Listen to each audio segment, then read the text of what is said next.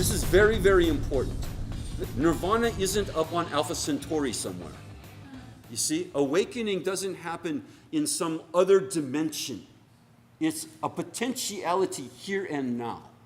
It's like we have this fantasy. We have this kind of like childish fantasy of what the awakened state should be. There should, it's kind of like Dorothy in The Wizard of Oz, where, we're going to go from Kansas, which is all black and white, and then when the house lands in Oz, and all of a sudden there'll be dancing munchkins. And sunflowers will be singing to us, and everything will be in Technicolor. And it's like, like a completely different reality. You see what I mean? Like a completely different reality from this one. And that is not my understanding of the teaching, the higher teachings of Buddhism.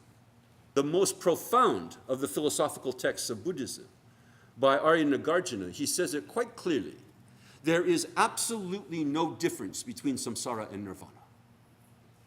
I mean, it's just like, and you go, well, wait a minute, I thought samsara was different, well, I'm suffering, samsara, and then nirvana, I won't be suffering. How can there be no difference? And what he means is, there's no other place for nirvana than in where we think we are now in samsara. See, it's just a perspective. We got samsara heads on. And one day we'll get a nirvana head on, and we'll see the exact same thing, basically, from a pure perspective. There are several conceptions of nirvana and bodhi, awakening. One of them is what's called nirvana with remainder. Nirvana with something left over. Nirvana with something left over is attaining the state of perfect happiness in this very life, in this very body. It's quite clear in the text. They don't say, oh, except for your body turns into rainbow or something like that. No. In this very body, it is possible to reach nirvana. We could do it if we focus, you see. If we focus and we stop and we drop the amnesia and we drop the fantasy and the romanticism.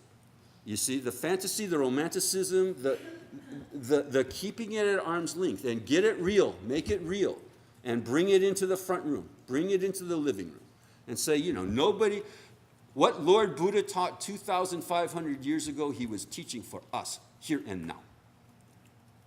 He was teaching it for us. He was teaching it for people like us, who actually could do it.